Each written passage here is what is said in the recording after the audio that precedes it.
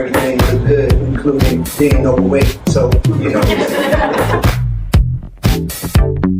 scientifically, you cannot drink alkaline water and it makes your cells alkalytic. The closer you are to nature, the healthier you'll be.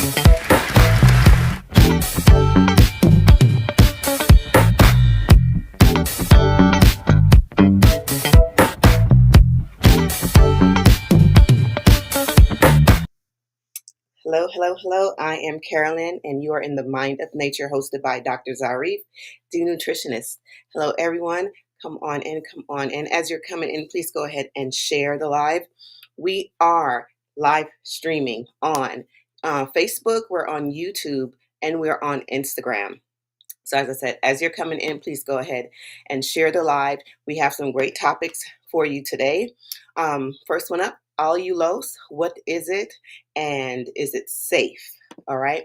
Next thing up is animal milk versus plant milk, how foods affect your heart and your brain, and also the unknown challenges of prostate cancer. All right. So Dr. Zarif, go ahead and join me here so we can get started. So we can get it going. Good morning. Good morning. Good morning. It is a good morning. My eyes are still slanted, so I just means I need a little more time. It's coming together. Good morning, everybody, and good afternoon, wherever you are in part of the world. We definitely welcome you to come in and spread the news that we are up and on and live. Some things that I'm going to share with you today are very important. You'll see that it'll cover examinations that we're still not getting enough of, and of course, how Black men are being definitely challenged with prostate cancer today. Some of the things that we can do about our choosing a better, let's say, dairy product, in this case, non-dairy product.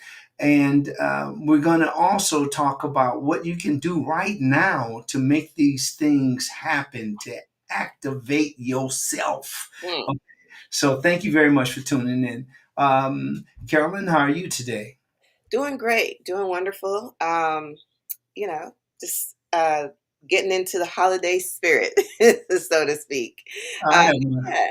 a snowman back here. Oh yeah, yeah. Much for You you. see that? All right, cool. Good. We're in the spirit. We're in the spirit, right? Wonderful. I want to tell everybody about my new book that's out. You'll be seeing more about this. Is I'm not vegan, but I eat like one. So Hey. this is Woo! make sure that you let me know if you want to get your book. There's 24.95. That's the cost of the book, and you can get it. I think that I am going to.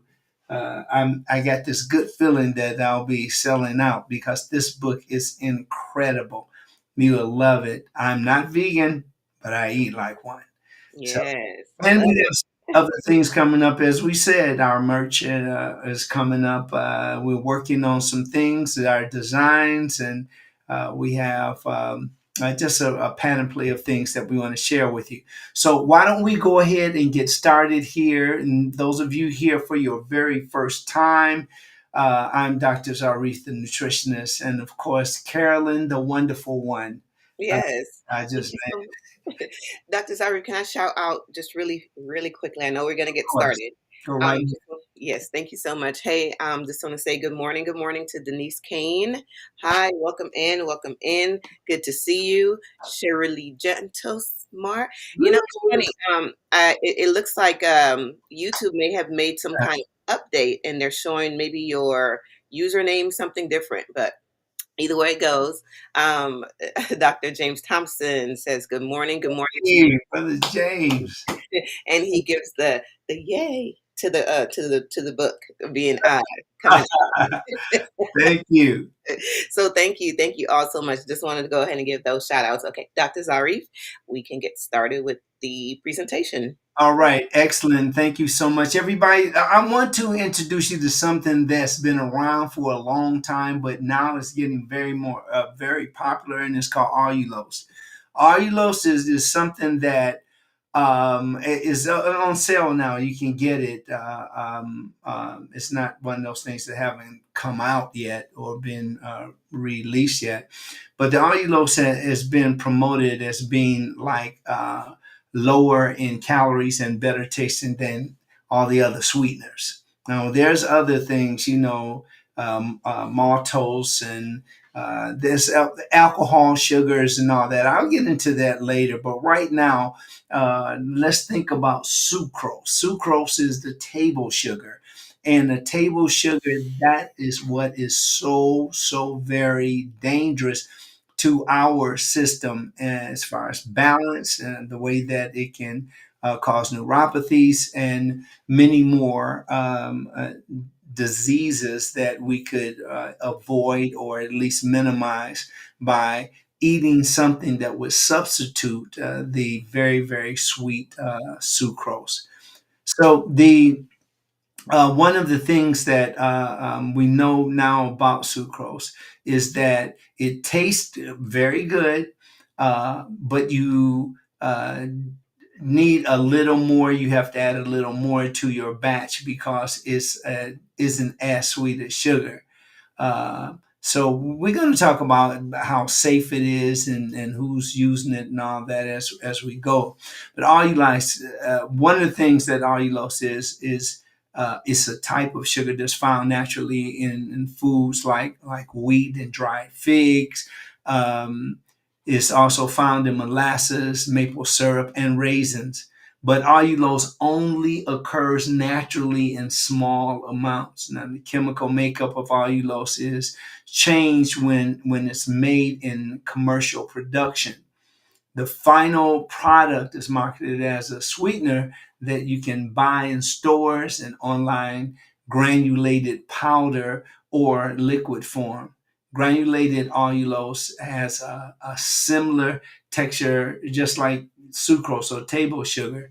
So it is commonly used for baking as a sugar substitute. But the good thing about it is that some people actually propose these benefits of allulose include the taste because that's what everybody's, like, I'm not going to eat healthy because the food doesn't taste good. Those days are over. Those days are over. We're getting, people are still saying that stuff now. You don't need a whole lot of salt to enjoy your food because you have nori now. You have different other sea salts, I'm sorry, sea plants that are rich in that particular taste. The taste is very important because food appeals to our five senses. We'll start off with taste. Allulose is about 70% as sweet as sugar. So it takes a little more, as I said earlier, like real sugar than the sweetener. So it's just about 70% as sweet. Whereas if you think about some of the other sweeteners, like, for instance, saccharin, you'll have, and saccharin is about, what, 250 times plus sweeter than sugar. And these are some, aspartame is another one, aspartame in some of the sodas and other drinks, the beverages out on the market. It is another one that can be very sweet. It's about 250 times. I think also, like, when we're looking at different sugars and the way that they test the sugar for sweetness is quite remarkable in itself. But when you're talking about saccharin and when you're talking about aspartame, you're talking about those little packets that's been around for a long time. Saccharin was taken off the market for years, and then it returned with a new, presentation, and I guess what comes with that would be a lot of testing. Sometimes it's so political. I don't want to sound like it is what they say it is. One of the things also about allulose is does not affect it does not affect your blood sugar levels, and this is important, especially for people with hyperglycemia, or the high blood levels. The body does not absorb allulose like it does regular sugar. That is the bottom line, and that's very important because allulose is absorbed in your small intestine, your duodenum, and is excreted right away, so it won't spike your blood sugar. Now that's quite interesting. The human body is just incredible, and the brains of these scientists, technicians, and so forth that actually find out another way to be healthy, but without compromising the taste. Now, this may be helpful to help you to manage your blood sugar levels. Um, Now, I think it would be only right if we go right into how is the allulose different from other sweeteners. Now, I want to bring up for you, like, so you can see the allulose now is available uh, at the stores like Sprouts and Simply Wholesome, other stores. Just look at your local uh, stores that you can ask for it if the buyer isn't purchasing this yet, and ask for allulose. It looks like that in the bag, and you'll see also like in the granulated or powdered form.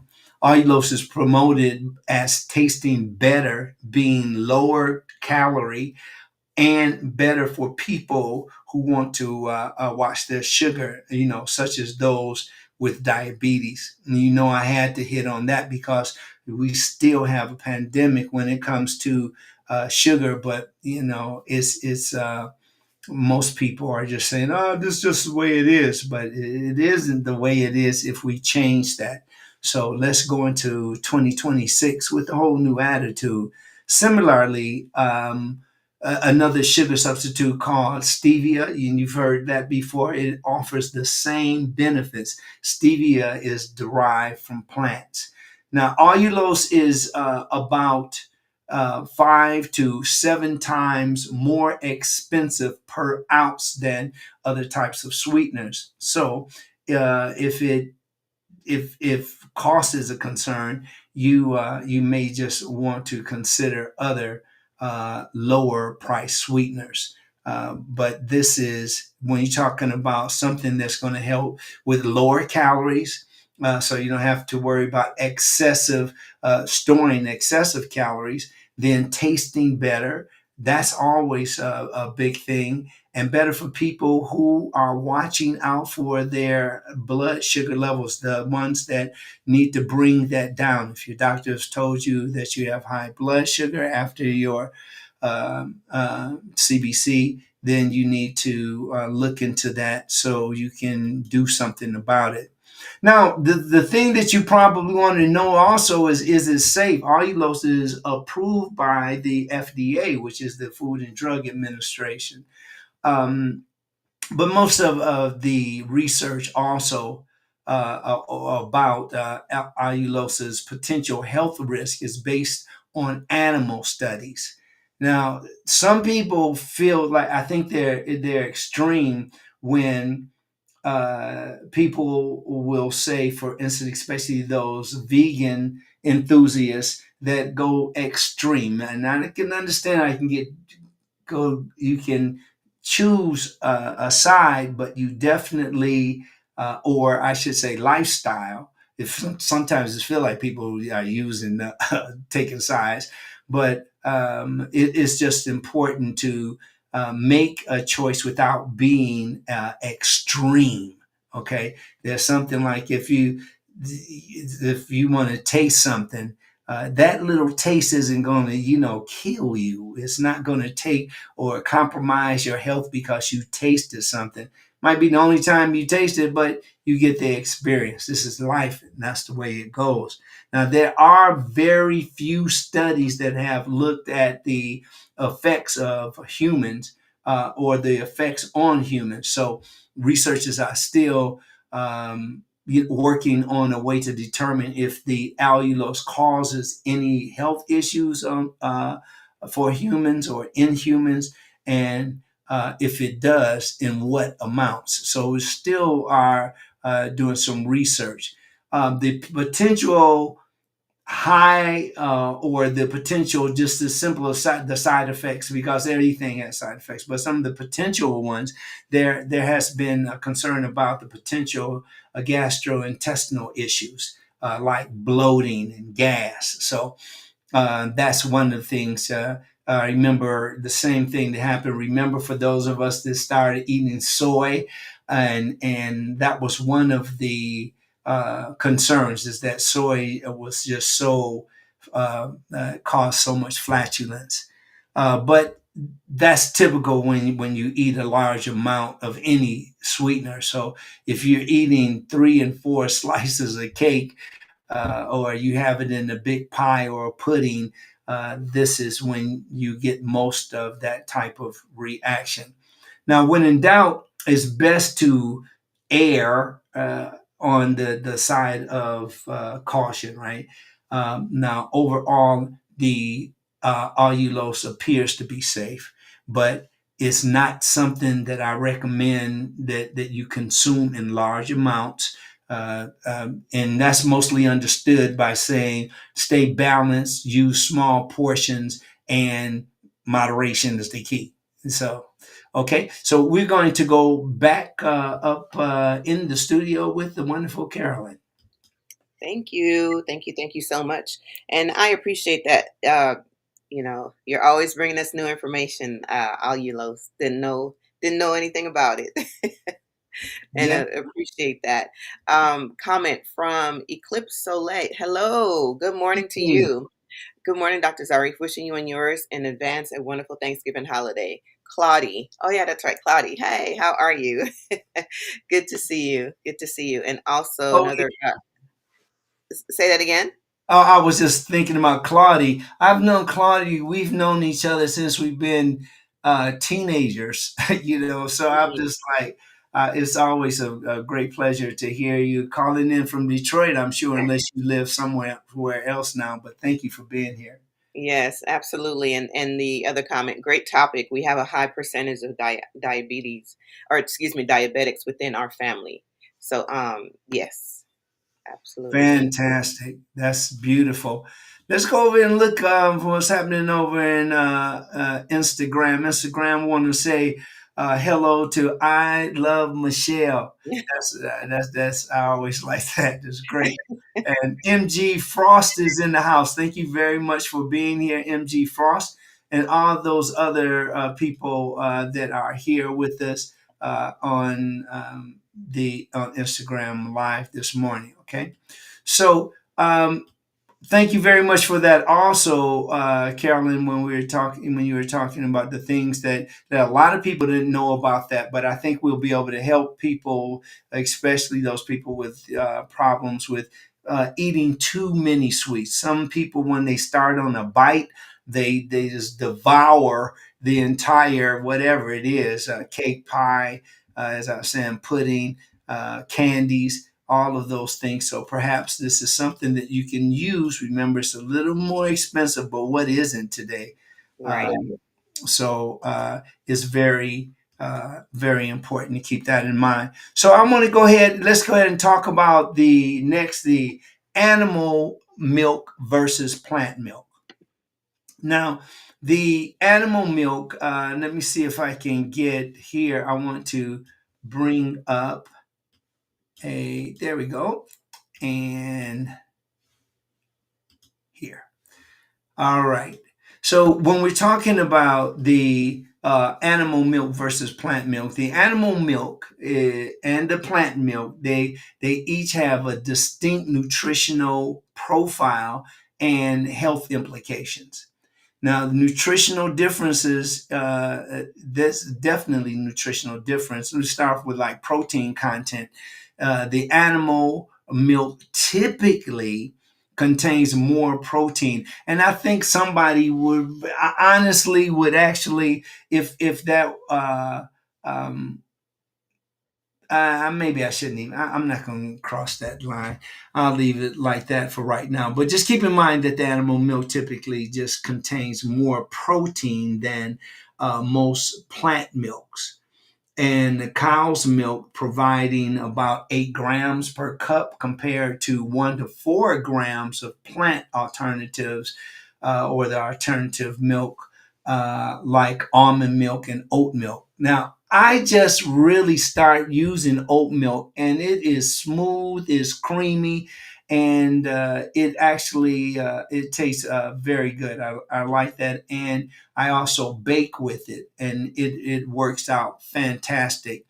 Um, which will be, I'm going to share with you some of the recipes as time goes on. Um, the calcium and the vitamins also, that's something to point out. Dairy milk is a natural source of calcium and vitamin D, while many plants, or the plant milks, are fortified. That means that it's reinforced with vitamins, and the calcium, and that's to match these levels. If we were comparing the dairy milk with the plant milk. However, the absorption of calcium from a plant source, it can vary.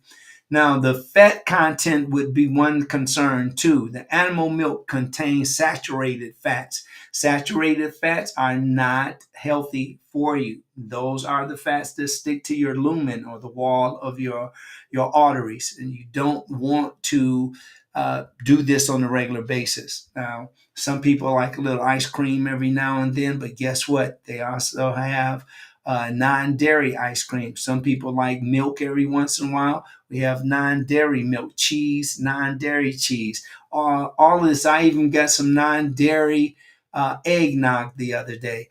Delicious. And again, it's not something that I'm going to be drinking every day. As a matter of fact, it's seasonal.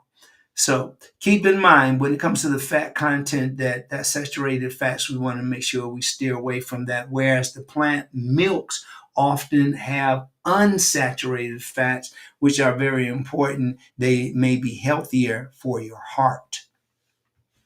Um, when it comes to some of the health considerations about when we're still talking about the plant milk versus animal milk, lactose intolerance, let's starting off with that. Many individuals are lactose intolerant, and they may prefer plant milks to avoid the digestive issues. Now, lactose intolerant to a lot of people is sounds to from just the feedback that I've gotten over the years. They have no idea how serious lactose intolerant can be. It can make you very sick. And for some people that have other problems, other health problems, it can definitely be a threat to your life. Allergens, when we get into allergens, we're talking about some of the plant milks like soy that can trigger allergies, while dairy can also cause allergic reactions in some people. So remember that the allergies are something that they're very they can be quite challenging too. Now this is Dr. James's this is his thing right here. He specializes in allergies. He's a specialist. So when we have him on the show, or right now, if you'd like to make some comments about it, please do. But this is very important. Some people live their entire lives not correcting their allergy situation, and this can be very hard on the body. Now, the environmental impact, of course, if you're not killing cows and goats and sheep and all that, you're going to reduce the that footprint, and we want to make sure that we're not using foods or techniques that's destroying the earth so that we are able to eat, or destroying the earth. I would say follow the money, and you'll really find out who's being the most destructive. Chris Rock said that whenever you see a successful business, behind every successful business, there is a successful crime. And I always remember that because it's quite impactful, and that keeps me on the straight and narrow. Okay, sustainability. When it comes to plant milks, generally they have a lower environmental footprint compared to the animal milk, and requiring less milk and land for production. When you have like animals, you need food to feed them. You have the also other things that are needed for this is less water needed, and then you also have the damage that is done from the defecation of animals, especially when we're talking about feeding over 350 million people. Okay, so let's go ahead from here. I just want to I think there's a couple. One more thing I want to definitely just keep on your mind: that choosing between a animal and a plant milk depends on individual dietary needs, your health conditions, and environmental considerations. Now, fortified soy milk is often recommended for its balanced nutrient profile, and the same as an almond milk, the same as an oat milk, and so forth. But do your best to, if it's just about the taste, the milk that you get from animals are definitely can pose or a challenge because of the saturated fat, and because of some of the risks that come along with eating dairy products. Okay, let's go back to wonderful care. Thank you so much, Dr. Zarif. And there is a comment made from Dr. James Thompson says, all true. Milk allergy, milk allergy more common than soy allergy in children. That's thank you, Dr. James. Yeah, it's so remember you want to do something about that. And the like kale and almonds. I mean, there's so many other better choices that we can choose from that. All Mhm. right. Do we have any more comments? Not on my side. No, no, I don't see. Okay. Well, we just want to thank you for being here today. We want to continue. Next, I want to go over some the way that food affects your heart and your brain. Now, I've gone over this many times when it comes to your heart and your brain, how they work together. For instance, your heart and your brain, how very slow or the sleepy level that's called alpha, and that alpha alpha waves go into the evening too, when you're about to go to sleep and when you wake up in the morning or your first hour waking up. Some people have different schedules, but this is very, very important because this will give you more pause to the thought of what can you eat in the morning. And I've always suggested the best thing to eat in the morning are those simple foods that you can eat, the simple carbohydrates that have a little fructose in them, and also you can eat in small portions. And this is really important because the thing that happens when people eat these large meals in the first, and that's their first meal, or even a large meal at the end of the day just before you go to bed, these are things that will significantly impact you, both your heart and your brain health. Very important. The diet plays a crucial role in maintaining your cardiovascular health and cognitive function. Now, I'm going to go over a couple of things so you will remember how food affects these two vital organs. Heart health. Heart health, this is really important. Remember, when we're talking about dairy products, you're talking about also the um, let's say, the interruption of a balanced systemic, uh, your balance systemically. I think that's the best way to say that. So I'm talking about the organs and the circulation. All of those things are very important. Your heart health and your brain health are affected by foods just like other parts of your body. The nutrient rich foods like your diets high in fruit and vegetables, whole grains, so-called lean proteins, because those people that are not going to give up meat, then let's find like what it would be a healthier way. Now I know it becomes despicable when people are talking about eating something that was alive and it was killed.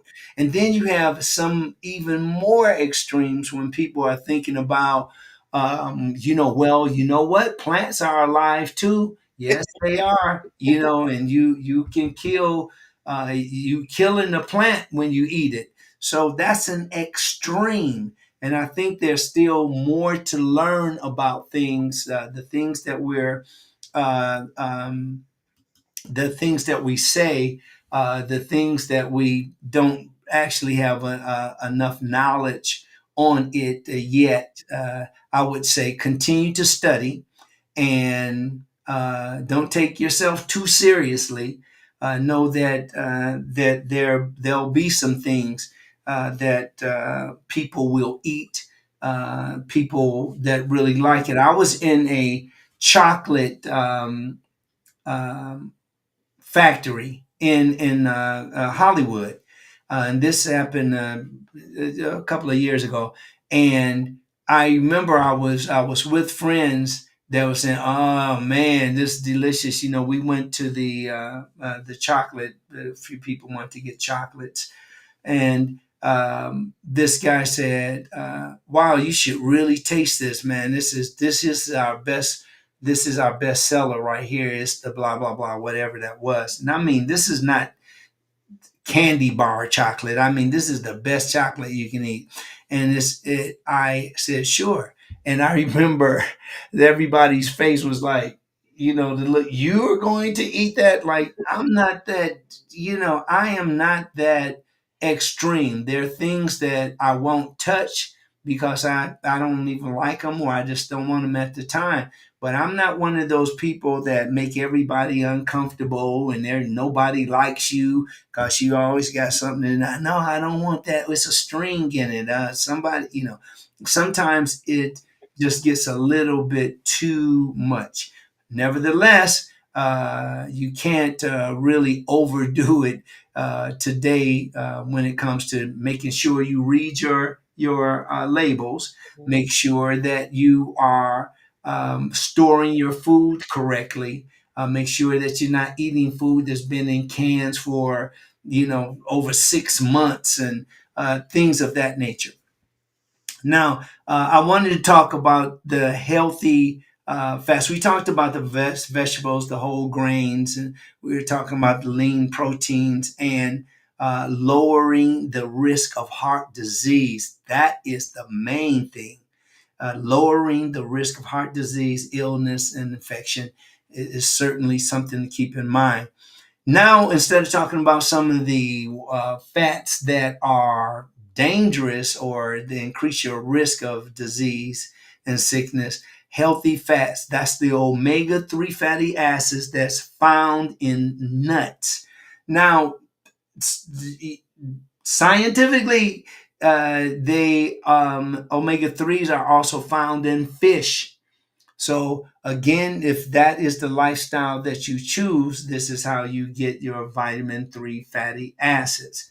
And again, just like my book says here, I'm not vegan, but I eat like one because vegans definitely, in my opinion, my professional opinion, that when it comes down to being a vegan is a bigger discussion, a bigger discussion than I don't eat food. I mean, I not that's too much. That I don't eat the dairy products and I don't eat meat. Now, that's not the only thing there. With when you can become a vegan, you have issues against the cruelty of animals, which I definitely, uh, ugh, that right there, it just is sickening to think about. But but how about if you are controlling pests? And the pest that I'm talking about would be the insects. The insects. If you've ever been on the a farm, one of the biggest things that they do in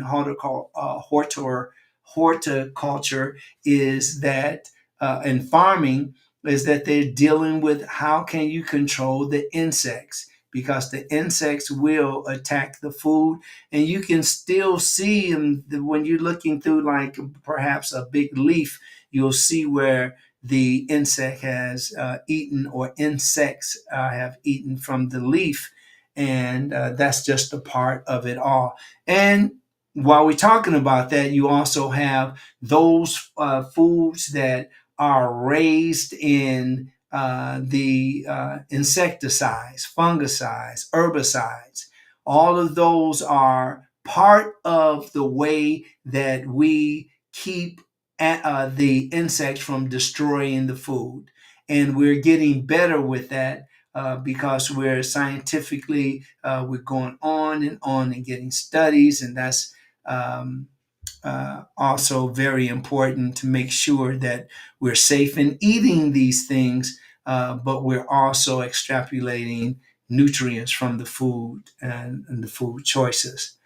Now, some of the foods like fresh herbs, like when you add these fresh herbs instead of salt and fat, you are making a heart healthy choice.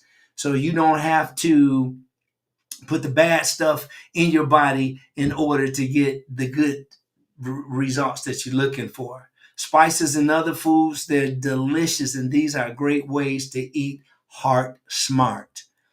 Some of the other things that I would say, as far as the way that the brain, well, we're still talking about the way that the food affects your heart and your brain. Well, one of the delicious meals, place that you can have and uh, utilize or to eat during your week or bi-weekly. Black beans are super delicious. They're mild, tender, and they're packed with heart healthy nutrients like folate and antioxidants, magnesium. All of these can help you to lower your blood pressure. Their fiber actually helps control both the cholesterol and the blood sugar levels. So look at all the things that you have. You got the fiber that helps to control your cholesterol. You have, and it also helps to control your blood sugar levels. But just imagine the nutrients, folate and antioxidants and magnesium. All of these things together helps to lower your blood pressure. And we have a lot of blood pressure in our communities. So we can now know that black beans, they can do something about it. Now, I want to make sure that I give you this too. If you're using these black beans that come from a can, like in Trader Joe's, for instance, it's important for you to rinse, like there's a water inside of the can. Take it, drain the water that's on the beans, and then rinse the beans off, and then put them into your pot or your skillet or whatever you're cooking. Why? Because you can help to reduce the amount of that salt that they put in the packing process. So make sure that you do that to keep yourselves nice and healthy. Um, I wanted to talk a little bit about if you drink alcohol. So red wine and resveratrol, for instance, would be something that, well, resveratrol would be wonderful because that really helps you to protect yourself against the excessive plaque in your arteries. If you drink alcohol, a little red wine may be a heart healthy choice because people like give me red wine because it is a health food, so to speak, other than a just drinking it recklessly and searching for a high. But resveratrol and catechins. Now, you heard me talk about catechins when we're talking about tea, green tea, oolong tea, rooibos tea, all the different green tea, black tea, so forth. So this is really important to know what you're putting into your body. The resveratrol, the catechins, both of these are two wonderful antioxidants, and they may help to protect the lumens. The lumen is the artery wall. Alcohol can also boost your HDL, the so-called good cholesterol. Now, a tip here is like too much alcohol, as you hear me keep iterating, it hurts the heart. It doesn't help the heart. So when you overdo it, that is over 3 glasses per day, you are crossing the line. So if you don't have more than one drink, especially for women, or 2 drinks for men, you really you're in a safer zone, but don't do more than that. Now, it's also best to talk to your doctor first so that you will know how critical it is for you to have a small portion as opposed to 2 or 3 glasses per day. Alcohol may cause problems with people taking aspirin, and may cause problems with people taking other medications. That's why you check with your doctor. Just don't hear this and say, oh, it comes without any responsibility. Okay. All right. It is that time. We're going to check back up in the studio with Care. Well, thank you so much, Dr. Zarif. I appreciate that. Heart health and brain health, that's really important. I know whenever you hear people talk about drinking a little bit of wine, and that it's good for the heart, or things like that. That's where you get people who may overdo some things. So it's almost like making sure you're very I don't know, careful with saying that a certain, like, alcohol or red wine, red wine is good for something, because I always think about that. People are like, oh, well, and start to guzzle it down. So Yeah, if a little bit helps, then a lot must be better. exactly. And everything is supposed to be what? In moderation. Is that what we're saying? In Yeah, moderation, yeah. I right? mean, I know that if people eat a certain food and they ate it in moderation, sometimes they can end up moderately sick. Yes. So it's one of those words that you can kind of throw around, and it sometimes it's like a convenient word. Sometimes I can use it conveniently, but other times it's like when a person says that because of the common behavior of people overdoing it with things. And Nurse Lee can tell you this, that we mostly overdo things. So, Nurse Shirley, you might want to comment about that. But it's really something that you don't have to overdo it. Wine is for sipping, but people will get a box of wine and guzzle it down, Right. and that I hear what you're saying. Yeah, so we just have to be aware of that. Absolutely. Yes. Okay, how we doing? Let's definitely. I want to thank people that are here and go back on again. MG Frost is still in the house, and I love Michelle is still in the house, and there's a few more people here. If you have any, oh, thank you. Yeah, you got little hand claps over here. That's really good. Thank you so much. Thank you. All right, so let's go back over here and let's talk about this as we get ready to wrap our wonderful show up. Thank you for those of you here for the first time, and those of you that we not if we're not saying your name every now and then, forgive us because we get to as many people as we can, and we want you to keep it up, and please put these things in action. Okay. We talked about the wine and resveratrol. I want to include olive oil also. Now, olive oil, this is an oil that is actually healthy. It's a healthy fat and it's made from mashed olives. So this is definitely a process getting our extra virgin olive oil, or and I'm just saying olive oil in general is actually rich in heart healthy antioxidants. So they may actually the oil may protect also your blood vessels. When olive oil replaces saturated fat like butter, it can actually help lower the cholesterol levels. So if you have these cholesterol over 200, then you know that you're over your limit there, right? So you want to start to eat the food that will help you to balance out your body and to be more heart healthy and brain healthy. It can um, it can definitely be a lifesaver. You can also use this like, if you just want oil or something on your salad. Some people don't want to just eat green salad. So you can sprinkle that on, and they have some really great vegan, and I say they, I'm talking about the stores, carry some of the really fantastic vegan salad dressings. I suggest to get the ones that are in the cooler section, not the ones on the shelf, because you'll have a fresher batch and it tastes better. Okay, you Right. can use that on salads, you can use that on veggies, and you can use that on bread. What's your favorite salad dressing, Care? Caesar salad dressing.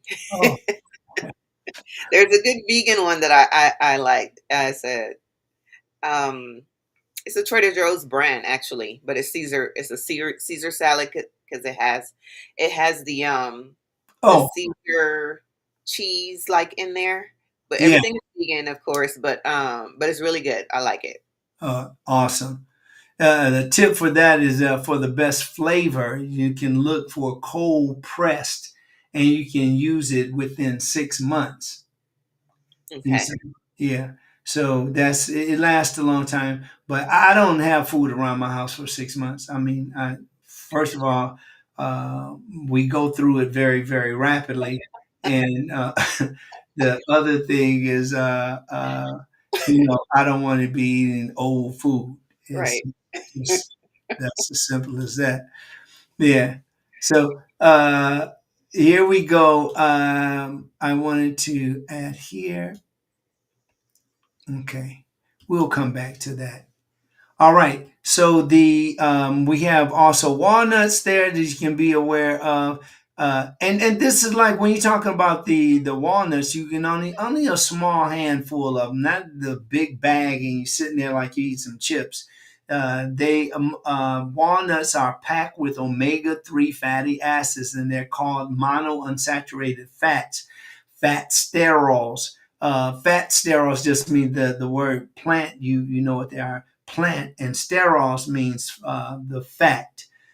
So if you like the plant fats and fiber, remember fiber is very, very important here. The benefits there when walnuts replace bad fats, like those in chips and cookies. When you got chips and cookies, you got not only the bad fat, but many of these are products that are submerged in ultra high temperatures. Remember that ultra high temperatures, UHT. UHT is like chips, and some they'll have in different cold cereals, and the process that they use. I think if most of us saw that, they'll be, oh, I'm not eating that again. Hmm. Right. Like hot dogs, but yes. Right, and sausage. There's a saying. It says, if you like law and you like sausage, don't look at the process. Ooh. Okay. And it's just so much truth to that.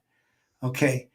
So brain health, we talked about that, the cognitive functions, and The foods that are rich in antioxidants, healthy fats, and vitamins, they can actually help to enhance brain function and protect against cognitive decline. We have a lot of cognitive decline today. People are like very aware of it, and they think that some of them are just thinking that they come from the MMRs, which are the different vaccines. But just recently, the CDC, uh, uh, as a result of testing, found out that, or reported that the vaccine, the MMR vaccine, does not have any connection to autism in children, especially. And this is what, for years, many people were saying, including the RFK Jr. So, keep that in mind, because uh, there will be things that you will hear sometimes, and there is misinformation, and like I said, the other disinformation. That's when those people that do it innocently, with naivete, and then you have other people that will do it, well, for the money. Right. Um, Okay, so I think we're brain health. Keep that in mind. Almonds, edamame, that's really good. Tofu, all of these are really, really wonderful ways to know that they are foods that affect the heart and the brain. So that's why it makes more sense when you hear me talk about the different foods. Again, in this book right here, you're going to love it. I'm telling you. I have. It's just really wonderful. I'm just really proud of this, and it has a lot of really good things here, things that you eat, and the medicinal properties. It has the vegan advantage. It also talks about the debunking of common vegan stereotypes, so you can get a better understanding of veganism, because there's parts of things that sometimes it's not the whole thing. Sometimes there's parts of it. So, Yes. Carrie, you want to comment on that? I just had one comment here from Shirley. She says, yes, our cardiologist recommends one glass of wine for certain patients. So that was in regards to when we were talking about with the wine and everything else. So just wanted Oh yeah, to add that. Also, Dr. James Thompson is saying flu vaccines took most of the heat for autism. It's been debunked by many studies and institutions. yeah, yeah. There you go. See, that's backup. I'm Mhm. telling you, we have the pros out here for you today. Do something about it, people. That's the thing about it. We got to do something about it. Okay. I'm going to go over this. Is really important because especially this affects mostly black men. Okay, and it is the challenges that we face in prostate cancer.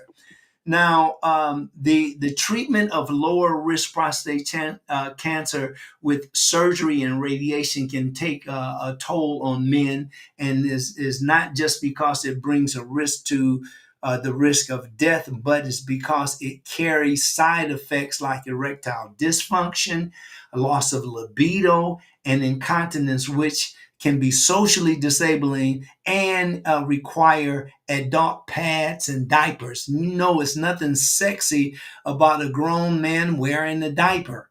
If you have to, um, you have to. But it is definitely take care of yourself now so you won't have to deal with that stuff. And then, like the erectile dysfunction and loss of libido, you talking about messing with a man's mojo now.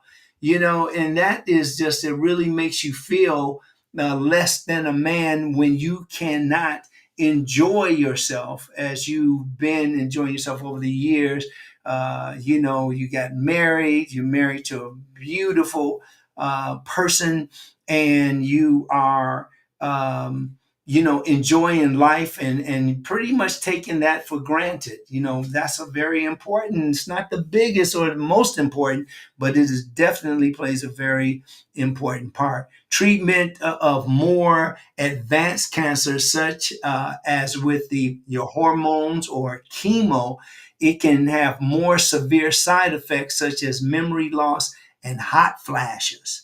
So, uh huh.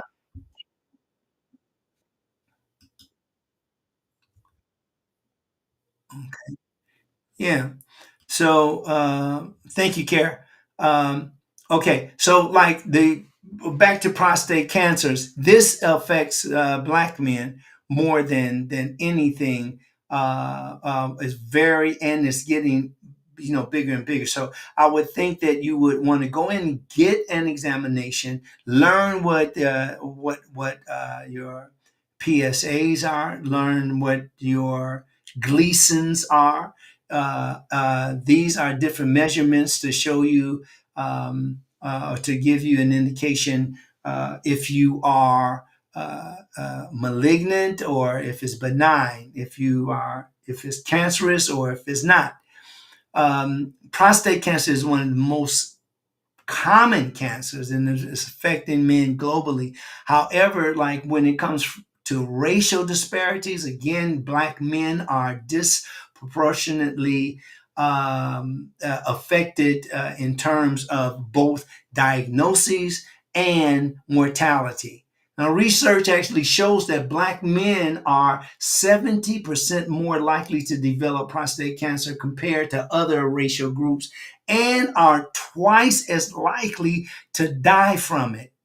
Understanding the reasons behind this disparity includes or involves like looking at both the socio-economical factors and the genetic predispositions.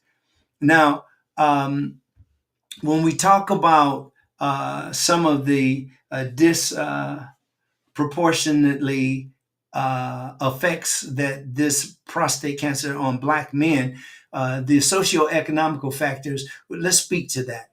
One of the primary reasons why black men are more susceptible to prostate cancer is linked to healthcare disparities. Black men often have less access to early screening and timely treatment. And that's what you keep hearing me preaching about it. I keep teaching about it. And you have Dr. James that teaches about it. You have Nurse Cheryl Lee that teaches about the same thing. And many others. There's some really people just cook just so that people can eat a certain way and not be concerned with some of these things. But if we don't change the way that we've been doing things, things will remain the same. There are social economic factors. And for instance, it would be a recent article, and it was called Black Men Typically Don't Have Access to or are not getting screened early enough. And if they do get screened, that they may not receive treatment in time. In other words, there's a big gap, when the person finds out what is going on with their body, and then they psych themselves out and say like, "Oh, I got this. I can take care of this." No, you won't. No, you don't. Don't do it to yourself, because that is like if you have like somebody that has an electric car and you have another person that has like a car that runs by gas. Now, if you aren't keeping up with the times, you're going to learn, you learn how to fix that car that runs by gas. But then over here, you have something that's not working out right. Is I don't know. The car is running rough. You can't. First of all, you don't know the motor is there isn't the motor or what's running the car doesn't look the same. The car doesn't, it doesn't sound the same. One's quiet, one isn't. Those kinds of things. Staying up with the time. Don't put things off. Forget that. Make your life a priority. If you agree with me, put in the comments. Just say yes. Thank you so much, everybody. Let's go down to. I wanted to talk about that. That's one of the things when we're talking about the social economical piece. There are socioeconomical factors. For instance, there is again what I've been talking about, and that is to go ahead, work on it, move on it, get it done today. But there's also something also called the genetic predisposition, and the genetic predisposition. And keep this in mind because this is when something that seems that when we get married, I remember when I would hear people talk about marriage, they were talking about having the same blood and they can't get married because of this reason and that reason. Some of those things might come up. But in addition to the socioeconomic barriers, genetics play a significant role in disproportionate rates of prostate cancer among Black men. Even if the screenings were available early, prostate cancer in Black men is often more aggressive. It's been found that certain genetic markers like the BRCA1, that's the BRCA1 gene mutation, it increased the risk of prostate cancer.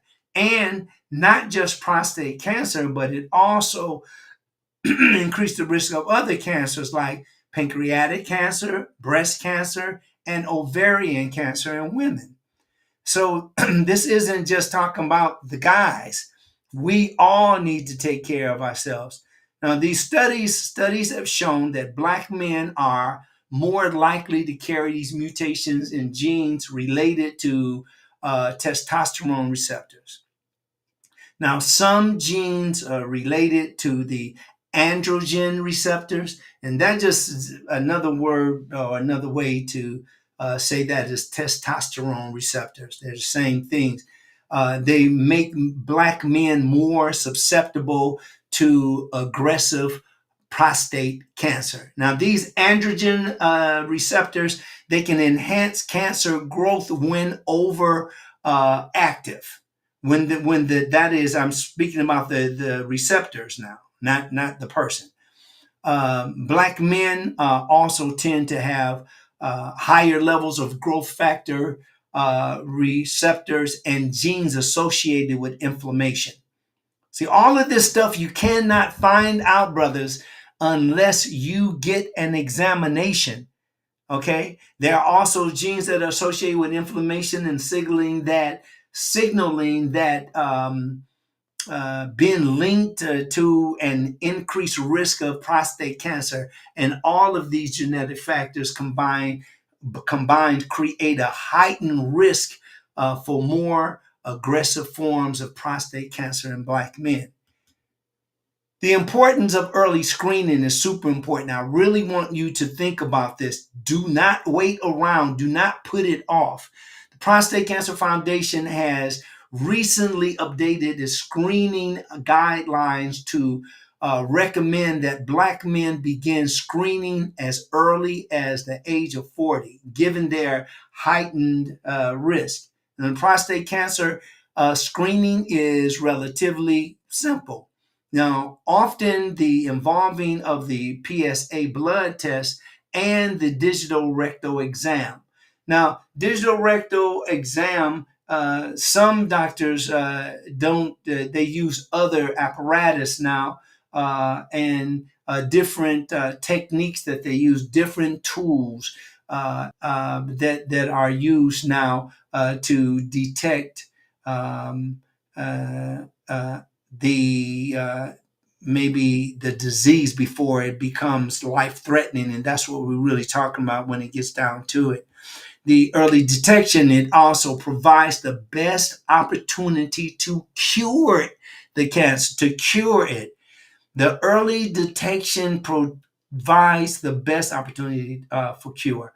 Now, often the prostate cancer doesn't present symptoms until it's more advanced. And that is the real dangerous part of it because you have no idea. It's totally asymptomatic until you find out about it. So, um, it's the best approach is to make sure that you go in and that you get early the examination for early screening, and the symptoms like blood in your urine and pain in the prostate area may just appear later. But you want to make sure that you get in there and get yourself checked out. Really, really important. I cannot overemphasize that. The precision oncology offers uh, new, shall I dare say, hope, but I would rather say expectation because they're prepared for the prostate cancer patients, particularly Black men who are, again, at higher risk. Um, the chemotherapy, and I know that is something that brothers are really concerned with. They don't want to go through radiation and chemotherapy. When delivering chemotherapy, for example, only about 6 to 7% typically reaches the tumor. Now, with the rest of the circulating through your body, and we talk about chemotherapy, the rest of it is circulating through your body, and it causes side effects.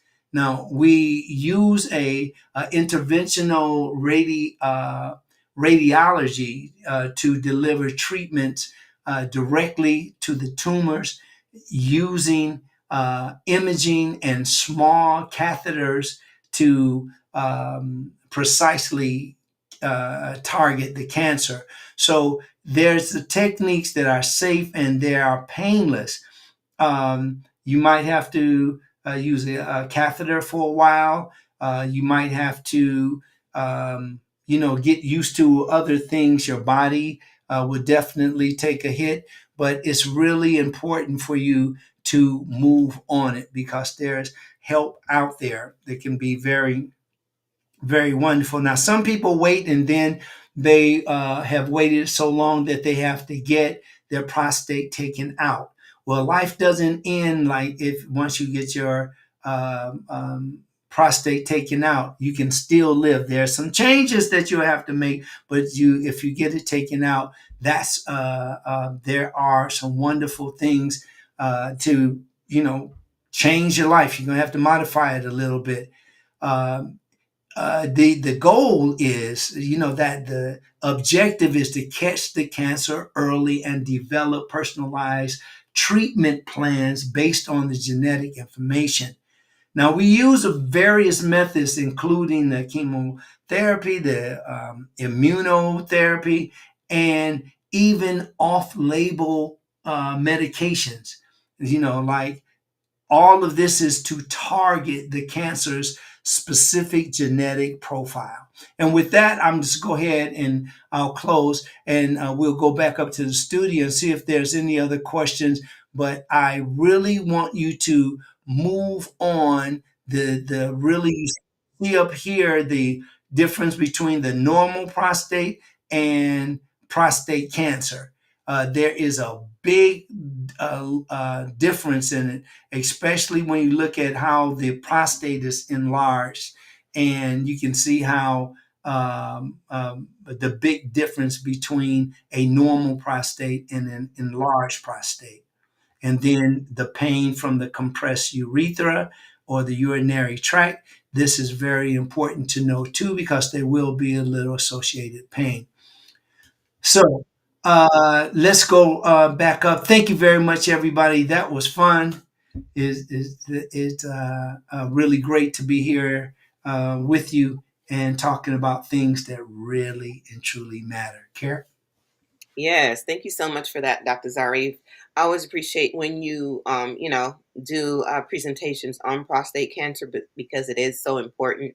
I think a lot of times, you know, with men, they don't want to go to the hospital. They feel that they don't need to, and then they wait long, and then it's too late. to do certain things. You know, like you say, if you can take this information, use it, and share it with someone else, then it can help someone. Can save a life. So I just want to say thank you whenever you are sharing the information about prostate cancer. Oh, my pleasure, my pleasure. We have to move on it, and I think we're through this. I know I've talked to personally, especially when we did the colonoscopy. Yes. We really had a great we had really wonderful so many people said thank you. One guy said I'm on my way to the clinic now, Mhm. you know and they found out you don't die from this stuff. I know there's a lot of stuff to be concerned with. I'm not going to pretend like you don't have anything to worry about. Right. You do have some things to worry about, and you should um, be responsible for those things. But for the most part, you have incredible doctors that will help you understand what you're facing and perhaps how to avoid it altogether. But Mhm. in order for that to happen, you got to go in and get screened. You got to take that first step. Right. Yeah. Yes. So, Absolutely. yeah, really important. Extremely important message. Oh, thank you. Thank you. Doc, in the house. Thank you very much, Dr. James. Really appreciate that, man. You are my brother. I really, Dr. James is just one of the most classy, wonderful brothers that is just and a lot of fun too. A whole lot of fun. And it's I'm really looking for my future is even more wonderful because Dr. James is in it. Yes. And and I really appreciate that. When you have like Nurse Shirley, you got Dr. James, we have other doctors that come on. That I mean, it really makes a difference. But Dr. James stands out among the men. So Absolutely. I think that's going to be it for today. And Kara, we'll let you go ahead and I'll follow you. All right. Thank you so much, Dr. Zarif. I appreciate that. And thank you to everyone that joined us here in the Mind of Nature. We streamed every Saturday, 8 a.m. Pacific time on Facebook, YouTube, and also on Instagram. So thank you so much. Oh, he's giving you I believe that's the fist bump. Yeah. Sometimes the emojis be a little, but I think that's what that is. So Oh, thank you so much right. for that. Thank Great. you, Dr. James. So yes, we live stream on Facebook, YouTube, and Instagram, 8 a.m. Pacific time, every Saturday. So thank you all so much for joining us, for sharing, for commenting, just being a part of the conversation with all the topics that we had today. So Dr. Zarif, back to you. Thank you so much for joining us. Have a beautiful rest of the week. I'm Dr. Zarif, the nutritionist.